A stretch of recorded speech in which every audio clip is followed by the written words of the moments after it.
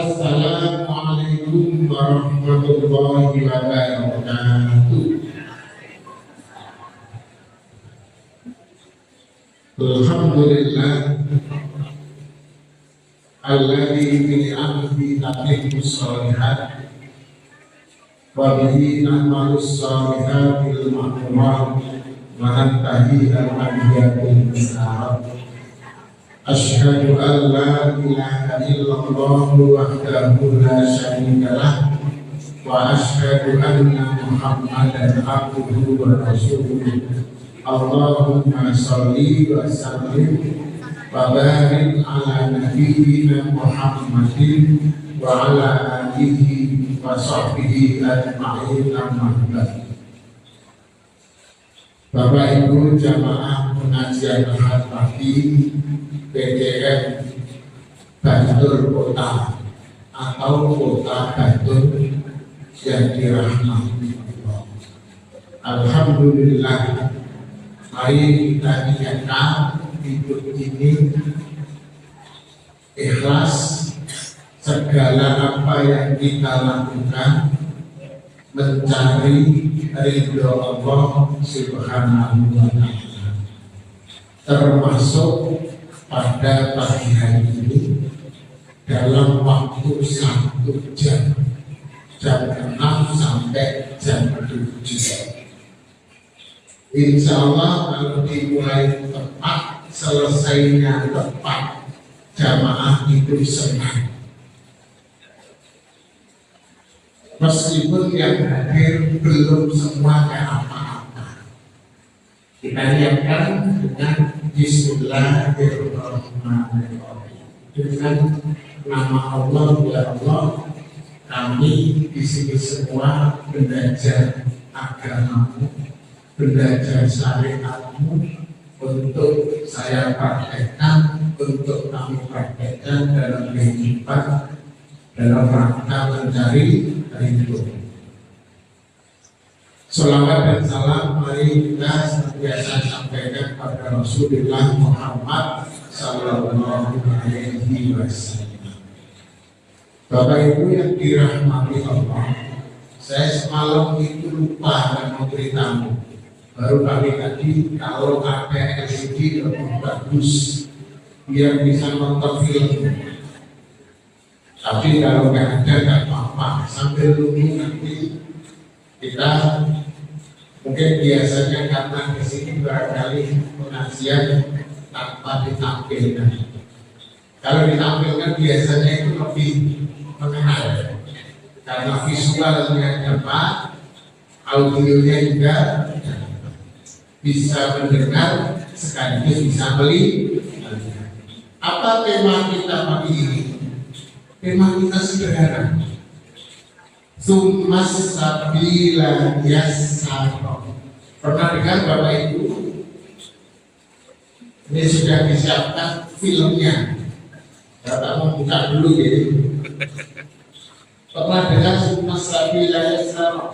Surat apa?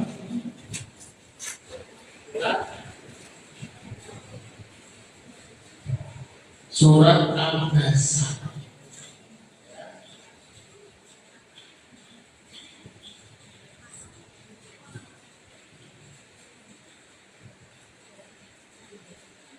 Kita nyanyi dulu. A'udzu billahi minasy syaithanir rajim. A'udzu billahi minasy syaithanir rajim. Bismillahirrahmanirrahim.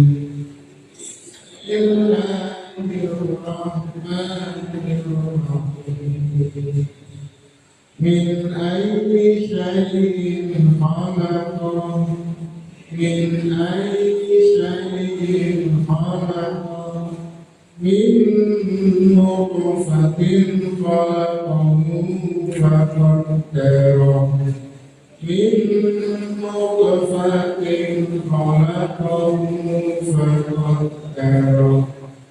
ثم السبيل يسره ثم as-sabila yassara thumma amatahu fa'aqbara thumma amatahu fa'aqbara min ayyi syai'in khalaqahu, dari apa Allah menciptakan manusia. Allah bertanya bukan untuk dijawab, tapi untuk memberi tahu. Apa kata Allah? Min nutfatin, dari nutfah, dari sperma, dari mani, bertemu dengan afu, khalaqahu, Allah menciptakan manusia, faqaddarahu, lalu Allah membuat ukuran-ukurannya. Jadi Allah menciptakan kita. Kita ini manusia kan gitu. Bagi kita diciptakan itu dari nutfah. Kalau bahasanya rumah irama itu air yang dina, dan melalui sebuah perlombaan kompetisi yang ketat, karena yang jadi hanya satu dari ribuan bahkan jutaan sel sperma. Tetapi semuanya itu karena kehendak Allah. Bapak Ibu pernah nggak sebelum lahir itu bersurat kepada Allah minta dilahirkan? Ya pernah. Atau orang tuanya pernah berkirim proposal? Ya pernah. Ya pernah orang tuanya minta malam hari minta anak. Minta anak yang soleh dan solehah, minta putra atau minta putri, tapi yang lahir bisa beda. Kenapa? Karena yang berkehendak kita ada itu Allah Subhanahu wa Ta'ala.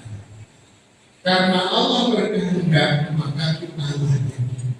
Maka adanya kita sekarang ini karena kehendak Allah. Dan sekarang masih mager-mager, hidup bisa ngaji, hujan-hujan pun tetap ngaji, gak pusing kena air hujan. Dan masih hidup insya Allah sampai bulan nanti semoga ya. Sampai besok lah. Dan sampai seterusnya, sampai Allah menghendakinya, semua itu kehendak Allah. Tetapi ketika Allah menciptakan kita, Allah itu qaddarahu, Allah sudah memberikan ukuran-ukurannya. Kalau saya Bapak Ibu sekalian mengartikan qaddarahu atau takdir, itu bukan ketetapan, tapi ukuran. Karena ketetapan itu Allah berikan setelah kita sesuai dengan apa yang ada. Oh, sudah muncul filmnya. Ini kan lebih enak, bisa kelihatan ya. Juga kelihatan gambar saya. Bapak Ibu yang sampai sini berarti tidak kelihatan mungkin. Karena di sini, kalau di sini ya tidak apa-apa wis. Qaddarahu itu seperti kita membuat bangunan masjid ini. Masjid ini berdiri dulu atau ada gambarnya dulu? Ada gambarnya. Oh, masjid besok itu 2 tingkat. 2 tingkat itu dengan pintu ada 6 kiri kanan, 3 dan 3 di belakang. Pintunya saja 12. Nah, betul 9. intinya besok 9, tingkat 2. Lalu kolomnya adalah 4 atau 5. Ada ukuran-ukurannya. Kalau kolom sekian berarti besinya harus sekian. Campuran semen pasirnya sekian. Kalau enggak nanti ambruk. Membuat gedung juga perlu ada ukuran. Dan Muhammadiyah itu sangat ketat dengan ukuran-ukuran. Menghabiskan total dana itu misalnya 1 miliar. Ini ukuran, itu yang namanya takdir oleh Allah ketika kita itu dilahirkan. Sebelum dilahirkan secara fisik kita diciptakan Allah 40 hari selama 3 kali. 40 berapa puluh? 120 berarti berapa bulan? 3 bulan. Berarti bulan keempat itu baru Allah tiupkan roh. Wa nafaktu min ruhi, dan aku tiupkan roh.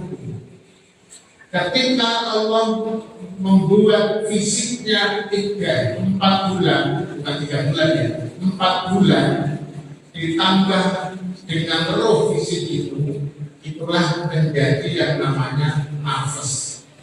Diri kita itu gabungan dari jasad dan roh, dari raga dan jiwa. Itulah nafas. Itulah yang disebut dengan diri kita. Diri kita itu ada 2 bagian, 2 unsur, yaitu jasad dan roh. Waktu roh ditiupkan itulah Allah membuat ukurannya. Oh, besok ini begini, ada ukurannya. Tetapi Allah memberikan kita kesempatan untuk berusaha, minta berdoa kepada Allah, baru kemudian ditetapkan. Ketetapan Allah itu setelah melalui ukuran dan usaha serta doa kita ditetapkan. Pagi ini Allah sudah menetapkan bahwa kita pagi ini ikut pengajian di Masjid A.R. Fakhruddin SMA Muhammadiyah 1 Bantul. Apakah dulu sudah diletakkan? Dulu itu namanya takdir. Takdir hanya Allah yang tahu, kita nggak tahu rencananya. Tapi kita juga bisa berencana. Mungkin tadi malam sudah rencana saya mau hadir ke masjid untuk pengajian. Ternyata hujan. Tadi maju mundur itu. Hadir apa tidak? Hadir apa tidak? Itu loh. Lalu Allah tetapkan ibu yang hadir. Mungkin ada yang sekarang di rumah itu sudah berencana semalam itu hadir. Tapi tadi hadir apa tidak? Tidak mengalahkan hadir. Sehingga sekarang masih pancak temul di rumah. Itu kalau jadi tidak, ya jadi hadir. Nah itu aja jadi ketetapan nggak hadir. Mungkin ada, ya. Tapi kita kebetulan oleh Allah kodoknya adalah hadir. Nah, kenapa orang itu bisa hadir, orang itu tidak hadir? Berapa rencana yang dibuat dan berapa kepastian yang dilakukan? Yang tahu hanyalah kita berusaha. Saya pekan lalu, Ahad lalu pengajian di Tuban. Tuban itu Jawa Timur, Pantura adalah kota Ronggolawe. Seorang panglima perang pada zaman Mojopahit. Kalau di sana itu niat saya itu hadir di Tuban karena saya ini kan dari Bangladesh, bangsa Lamongan desa. Sambil pulang kan gitu loh, sambil pulang ibu saya masih ada, bapak saya lengkap, sudah tua tapi alhamdulillah sehat semua. Nah, pagi naik ke saya dengan anak itu sudah kiri membawa mobil sendiri apa naik kereta saya kan pertanyaan. Akhirnya saya putuskan naik kereta sampai di Baghdad jam 2 malam, kemudian dijemput pulangnya nanti sore saya pesan travel. Itu kan rencana sampai di Tuban malam di kereta itu ditelepon oleh Kiai Rifki dari Pangeran. Ustaz, saya tahu dengan kan di Tuban kita ada tamu dari PP nanti di Pondok Pangeran jam 8 sampai 7. Saya jemput setelah pengajian di rencana dijemput tidak jadi pulang tapi malah meluyur ke tempat lain. Maunya setelah dulu pulang masih ada kesempatan maghrib baru kemudian balik ke Jogja pakai travel. Travelnya sudah sedikit. Sampai duhur itu pas makan ditelepon dari PP majelis takjil, Ustaz saya dengar di Lamongan acara. Iya, ini Gus Nur putranya yang kecelakaan wafat. Dengan bisa dalam situs Surabaya. Jadi kita hidup itu diurangkan. Oke, saya coba cari dulu kendaraan agak sulit. Ada tempat yang ikut hadir dari Pondok Al-Mizan Lamongan. Atau bawa mobil, iya. Malam atau sore nanti kosong nggak? Kosong. Saya nggak ada acara. Sebenarnya nggak tentang Gus Nur, Profesor Arif Purwanto itu, yang saya ya, ternyata apa? Iya kan Ustaz, saya diminta tasnya tapi saya belum jawab. Saya nggak dikatakan barang karena kalau sama itu kan saya nggak bawa mobil kesana itu gampang ya. Bisa saya nyalaman sampai akhir. Oke, saya jawab saya bisa. Kurang sebentar ketemu ibu dan bapak mau nyalaman. Ternyata di sana mau sholat, ternyata rumahnya krisis air. Ya paling cuma 1 jam saya di rumah ngobrol, langsung bergegas ke Surabaya, langsung diantarkan ke dukun, langsung pulang. Artinya dalam hidup ini coba perhatikan Bapak sekalian antara rencana dengan kenyataan seperti apa. Semuanya itu Allah yang ngatur. Karena itu maka diri kita, jasad kita, raga dan roh kita itu kita enakkan saja dengan aturan Allah, dimudahkan. Makanya di sini ada yang namanya prosesor. Allah membuat akal dan kolom hati kita itu untuk menangkap apa yang terjadi lewat panca indera, pendengaran, penglihatan, penciuman, rasa, peraba, panca indera itu masuknya segala sesuatu dari luar. Segala sesuatu yang masuk yang disebut panca indera itu masuknya ke akal dulu, ke fuad, otak kiri dulu. Diproses di otak kiri, kira-kira bagaimana ini logis tidak, nyaman tidak, seperti apa otak kiri, lalu dimasukkan ke otak kanan menjadi sikap. Saya harus ngomong apa, saya harus berbuat apa. Apa yang kita proses dalam prosesor kita ini, otak kiri, otak kanan, fuad dan kolom ini akan berpengaruh kepada ruh ya, dan fisik kita. Sebanyak apapun harta yang dia usahakan, selengkap apapun keluarga, setinggi apapun jabatan, kalau otaknya dan hatinya tidak memproses merasa puas, maka dia tidak akan puas dan tidak akan bahagia. Bayangkan Bapak Ibu, orang umurnya 60 tahun. 60 tahun itu kan sudah, kalau itu tapi kan tinggal 3 tahun lagi. Jadi yang sudah 63 tahun siap-siap. Apalagi sudah lebih bonusnya banyak.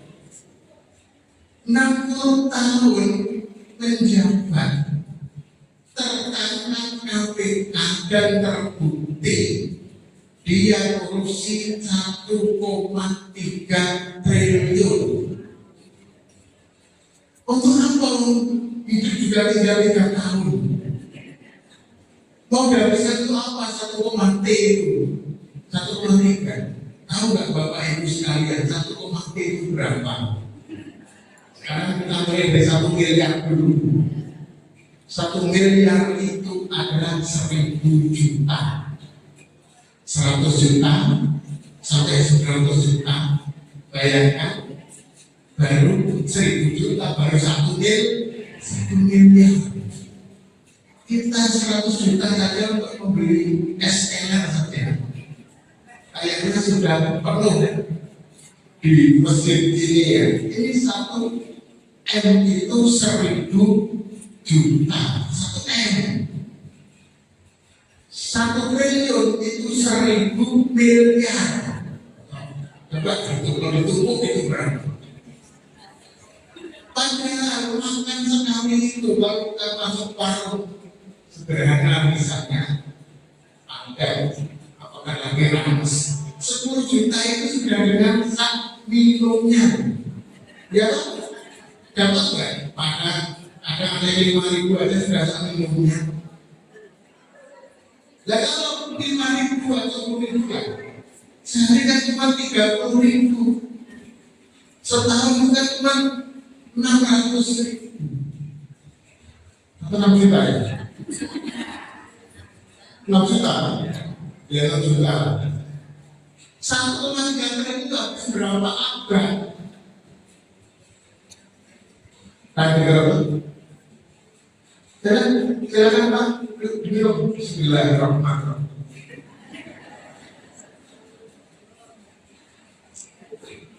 Ngomong gratis, kita nggak enak, nggak tahu pengajian, tinggal duduk, tinggal dengar, ada kemensa, oke itu. Sekarang ini ngomong ya. Itu tergantung bagaimana kita memandang hidup. Apa yang kita terima, kita dengarkan, kita lihat, kita cium baunya, ya, kita rasakan, kemudian yang kita harapkan. Itu masuk ke prosesor kita, itu bisa menjadi sesuatu yang menyenangkan, bisa menjadi sesuatu yang menyulitkan atau menyusahkan. Jadi ada apa? Nah, itu saja kan ada di saya beberapa kali kenal nggak dengan cincin yang mana orangnya jadi itu. Tapi dengan itu dibahas di sana. Dibahas apa? Jelek atau baik? Kalau sampai tahu, pasti akan marah. Apa sih yang dibahas? Bagaimana sikap kita? Apa yang kita dengar masuk di dalam kepala kita? Tium. Kita pikirkan, masuk ke dalam kepala. Kita nggak bisa mengendalikan, kita tidak bisa memaksa orang lain membahas, berbicara sesuatu yang menyenangkan kita, nggak bisa. Terserah orang mau ngomong apa, itu bukan urusan kita. Tetapi kita itu bisa menyaring masuk prosesor kita, harus seperti apa saya berpikir, harus seperti apa saya bersikap. Itu yang membuat kita bisa bahagia atau sengsara atau menderita. Baru dibilang itu sudah ngobrol, cengeng, lalu merasa sakit hati. Itu persoalan bukan salah orang ngomong, prosesor kita yang salah, ya, salah pikir. Maka hidup itu harus punya pola pikir yang baik. Meskipun kita mau buruk, mau baik, pasti ada orang membahas. Itu biasa. Ya. Kalau nggak mau dibahas ya tidak usah hidup. Sudah selesai pembahasan ditutup, sudah kita tutup bahasanya ya. Mendem jeruk, pikul-pikul, mendem jeruk. Baik. Masih hidup, tidak akan dipikul-pikul, tidak akan mendem jeruk. Tidak. Masih ada dalam pembahasan. Ibarat skripsi itu belum diuji, belum dimunakosakan. Kalau sudah lunas, munakosa selesai, tutup, selesai juga. Karena itulah maka mari prosesor kita ini penengah ini ya kita jadikan. Ini yang buat bisa mudah atau tidak. Maka hidup itu sekalian, kalau ingin naik lagi, sebelum kita masuk dalam pembahasan.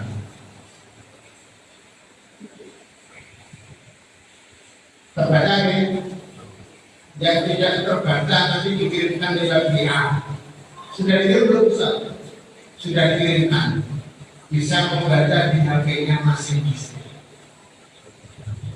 Roh, jasad, nafas ini membutuhkan dua hal. Yang satu berkaitan dengan jasad, maka butuh yang bersifat fisik agar bisa bergerak hidup. Apa itu? Makan dan minum. Istri atau suami atau anak, keluarga, salah ini maksudnya pasangan. Kenapa istri? Karena kebutuhan suami pada istri itu lebih besar daripada kebutuhan istri kepada suami. Karena istri tidak butuh suami, butuhnya sebenarnya itu belanja.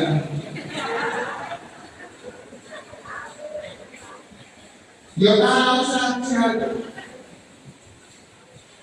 Jadi kalau laki-laki butuh perempuan, memang yang dibutuhkan itu perempuannya. Tapi kalau perempuan butuh laki-laki itu sebenarnya dia mohek sama laki-laki. Cuma kalau nggak ada, saya itu dibahas orang, lalu akan hidup enak. Carilah suami nggak apa-apa sih, tapi carilah kira-kira produknya tebal. Dan sekarang nggak ada produk tebal karena semuanya dibuka. Yang pentingnya gemuk gitu ya. Tapi nggak juga. Tapi yang jelas ini kebutuhan. Pasangan itu kebutuhan, anak kebutuhan. Lalu fasilitas dunia, harta, properti, profesi, ya, pegawai, jabatan, emas, perak, simpanan, deposito, dan lain-lain. Itu adalah kebutuhan. Halal nggak itu? Halal. Bahkan untuk makan dan minum, enggak. Allah, lalu masalah. Kalau yang dimakan itu, masa orang sampai itu bukan? Harus diikuti. Itu namanya adalah irma, mikir, satu lagi pertimbangan. Jadi kita ini makan minum itu dibolehkan bahkan diperintahkan. Menikah itu diperintahkan, dan tujuannya menikah itu punya anak. Kita disuruh kerja keras agar punya harta benda. Halal semua bagi kita. Dan kalau itu kita dapatkan semua, maka fisik yang kita dapatkan ini akan berpengaruh kepada roh menjadi bahagia. Roh ini akan merasa puas, gembira, bangga, optimis, tidak kecewa, tidak sedih, tidak cemas, tidak takut, tidak marah, tidak stres, tidak depresi. Karena duitnya di bawah bantal itu banyak. Coba bayangkan dulu, kalau duitnya kurang, ibu-ibu itu depresi. Makanya dari obat tidur itu adalah butir. Maka taruh aja bapak-bapak kalau ini istrinya tidur lelap, taruh bapak-bapaknya itu gambar merah sebanyak gambar. Tidurnya akan lelap itu, nggak mikir lagi. Sampai hari tinggal beragam ya. Tapi memang itu kebutuhan kita. Karena itu seringkali orang untuk mendapatkan makan minum yang enak, pasangan dan anak yang baik, fasilitas dunia yang menakjubkan, seringkali kemudian menghalalkan segala cara. Itulah kemudian muncul yang namanya nafsu ammar. Nafsu ammar, nafsu yang jahat. Ya. Semua kisah-kisah kejahatan itu karena orang tiga ini loh. Royokan makan dan minum, royokan pacar, royokan tempat parkir, ya. Dan ini jangan perut dan di bawah perut ini saja. Sehingga muncul nafsu amarah. Kalau tidak mendapatkannya, kemudian dia itu melukur, lalu dia itu menyesal kecewa, itulah namanya nafsu lawamah. Seorang mukmin itu tidak boleh begitu. Dia harus mengakui Allah itu yang memberikan segalanya. Dia yakin karena Allah yang menciptakan, maka Allah juga yang memberikan rezeki. Allah yang memelihara, Allah yang memberikan segalanya. Tapi kita tidak boleh diam. Tawakal itu bukan pasif, tapi tawakal itu berjuang keras untuk mendapatkan semuanya, dan ini halal, lalu berserah diri kepada Allah. Kalau itu yang terjadi, maka yang muncul nafsul mutmainnah. Jadi nafsu itu asalnya itu adalah pertautan antara roh dan jasad. Tapi kalau nafsu itu bawa kejahatan, itu yang muncul bukan nafsunya, tapi hawanya. Namanya hawa nafsu. Dan orang yang beriman itu bisa menahan nafsunya, menahan hawanya. Jadi dia dalam Quran surat apa itu? Manahan nafsa anil hawa. Tapi itu hawa nafsu. Tapi kalau hawa nafsu itu dibawa oleh positif, cita-cita, harapan, obsesi, boleh nggak? Boleh. Kita nggak mungkin bisa kerja keras bersungguh-sungguh kalau nggak ada obsesi, nggak ada cita-cita, nggak ada harapan. Saya harus bisa tembus ini, ada penerimaan di Pertamina, harus terus. Kenapa? Kalau nanti saya bisa masuk Pertamina, gajinya tinggi. Dengan gaji tinggi, saya akan bisa memenuhi kebutuhan saya dan banyak membantu orang. Tapi saya harus masuk Pertamina nggak apa-apa, dan saya bisa korban nanti Pertamina. BUMN yang banyak korupsinya akan saya rubah nanti tidak ada korupsi. Misalnya, maunya begitu awalnya. Kayak WC itu Bu, kita itu mau masuk WC kayak itu. Kalau sudah masuk itu kata kita kuat berjam-jam, asalnya bau menjadi tidak, karena sudah langsung adaptasi gaya-gaya itu. Jadi Bapak Ibu sekalian, apapun yang kita dapatkan itu sesuai. Kita itu punya gaji berapa? Gaji UMR Bantul itu berapa gaji? 2 juta. 2.200.000. 2.200.000 itu cukup dicakil Ukuran dari ikan aja bisa hidup. Kalau makan, caranya kalau garis kurang ikan itu nasi sama lauk, nasi dimakan, lauknya itu. Tapi dimakan lagi sekali, lauknya untuk. Insya Allah itu, insya Allah kita itu apa ya? Bisa mencapai. Saya punya aktif di Pertamina itu gajinya 1 bulan berapa? 100 juta. Saya mengumpulkan 100 juta itu berapa ya? 1 tahun, 2 tahun. Tapi dia 1 bulan dapat 100 juta. Makannya itu apa sama dengan saya? Sama saja. Duitnya juga ya, yang habis juga.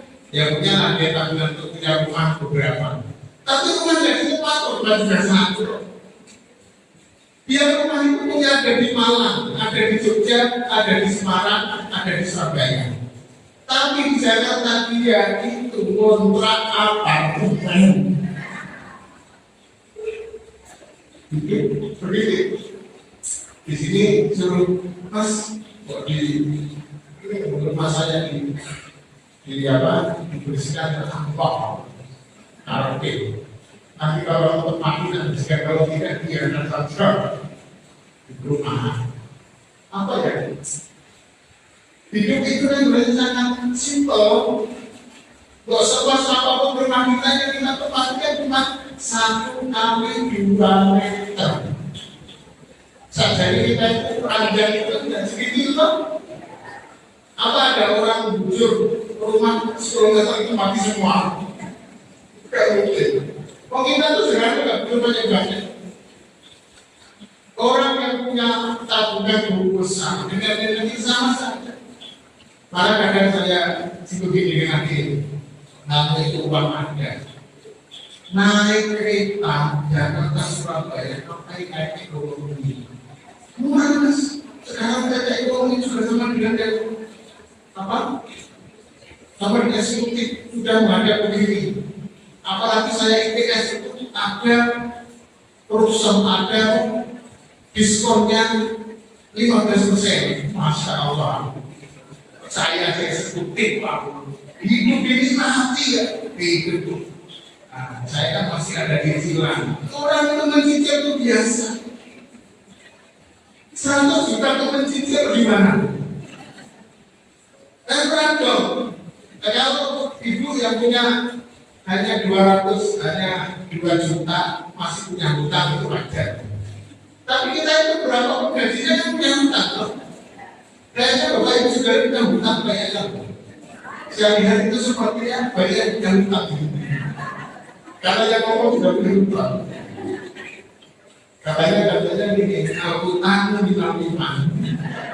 Kalau nggak punya hutang katanya hidup tidak semangat. Ada hutang itu hati-hati. Hutang itu nggak usah dipikir ya.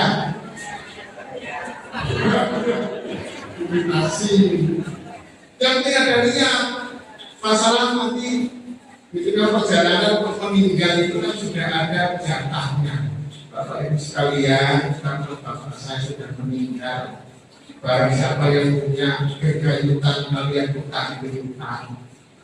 Ya, kalau mau dilepaskan mau apa hutang sudah nanti ada ucapan itu. Tapi kalau tidak ya silahkan bertemu dengan keluarga. Selesai banyak. Itu kalau masih punya peninggalan.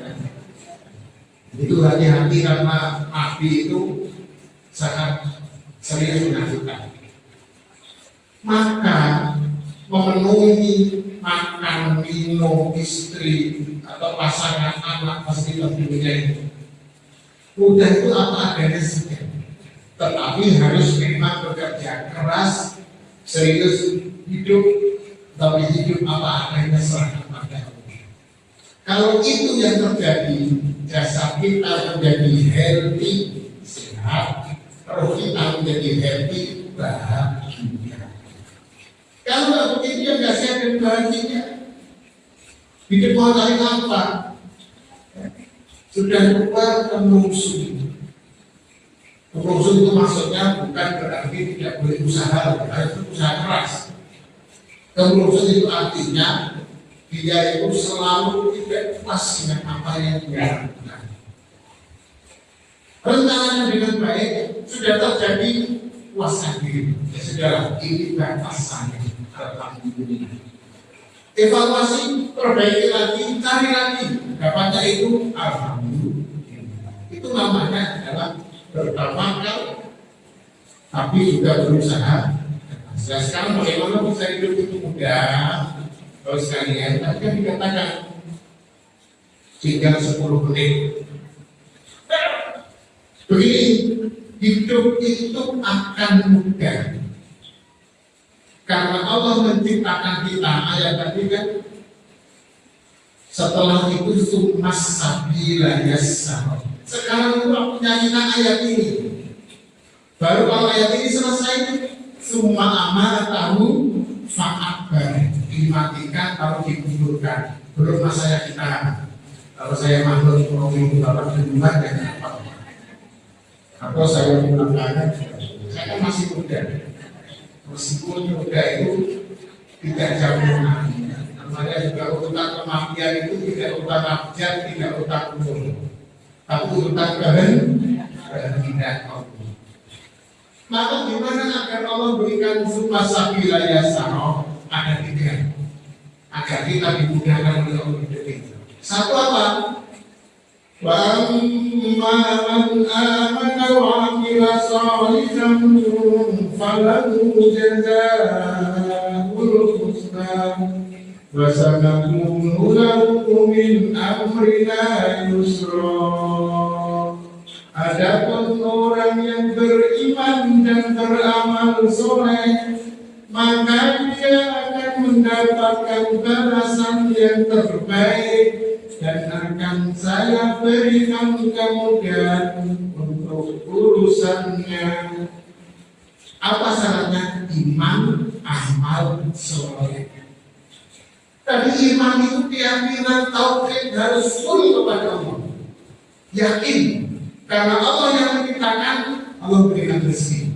Kalau Allah berikan rezeki, Allah yang menjaga pelihara saya. Karena Allah menjaga pelihara, maka Allah yang berikan keamanan bagi saya. Iman dulu yakin. Setelah keyakinan ini beramal soleh.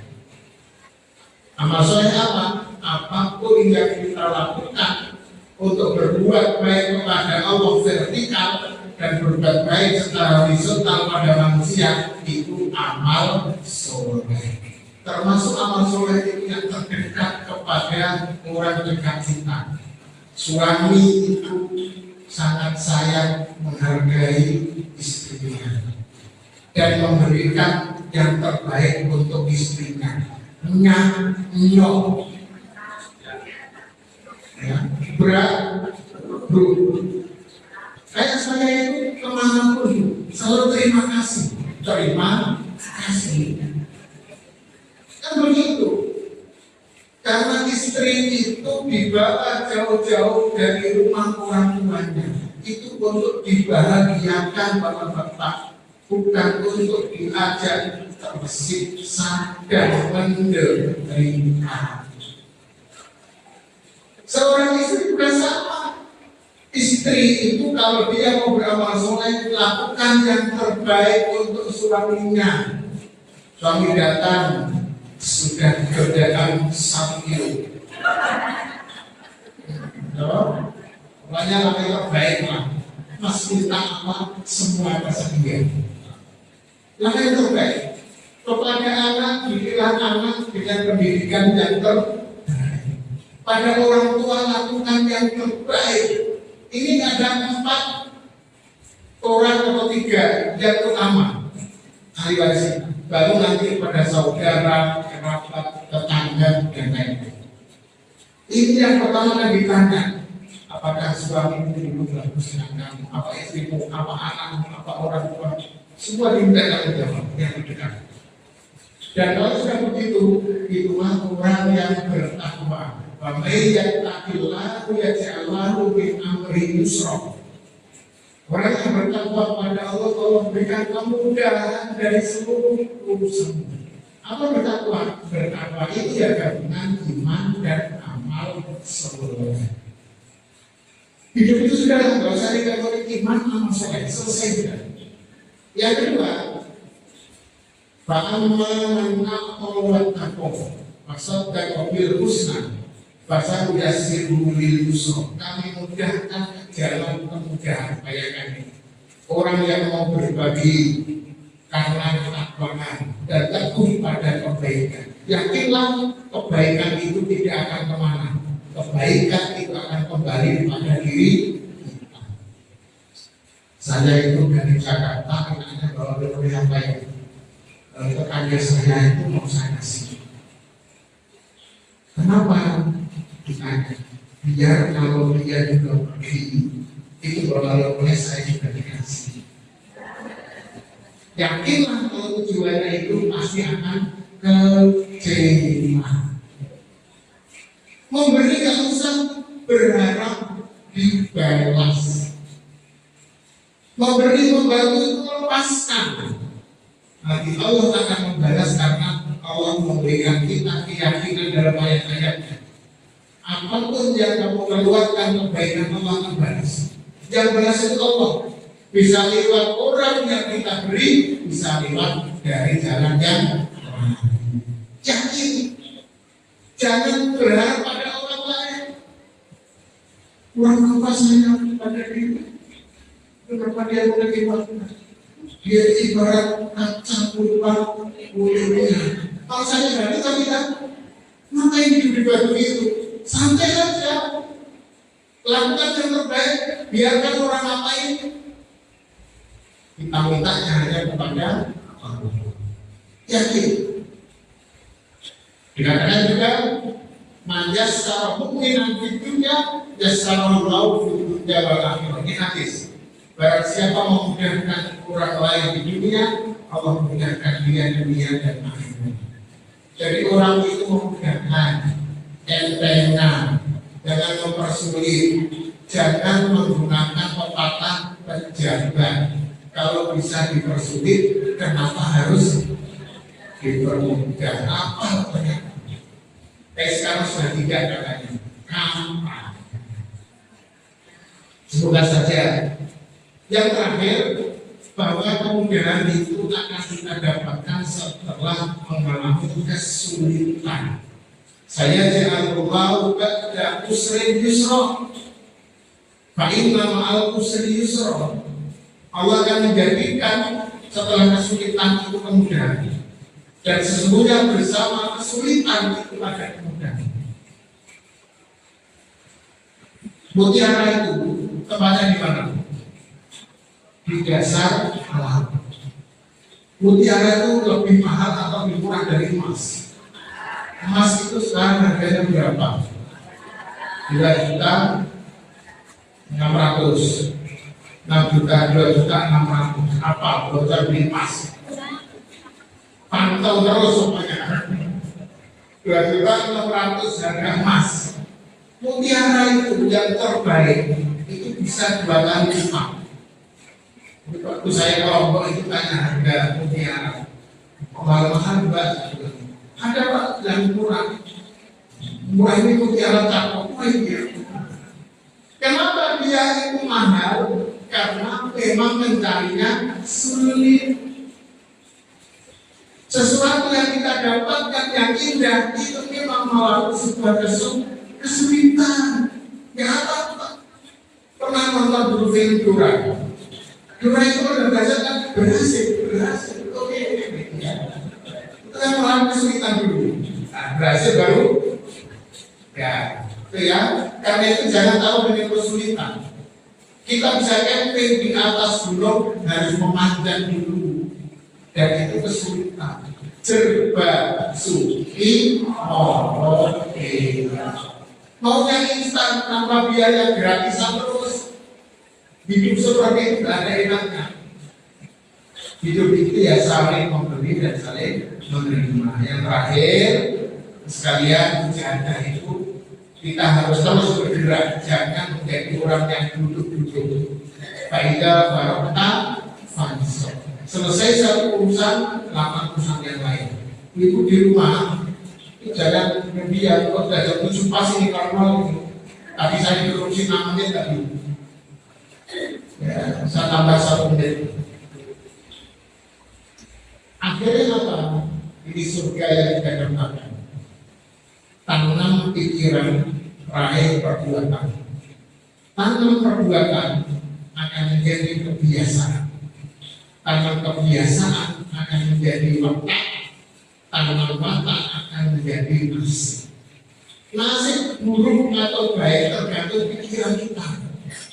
Maka berpikirlah positif, jangan negatif. Di rumah daripada nganggur, sholawatan atau pakai tasbih tahmid.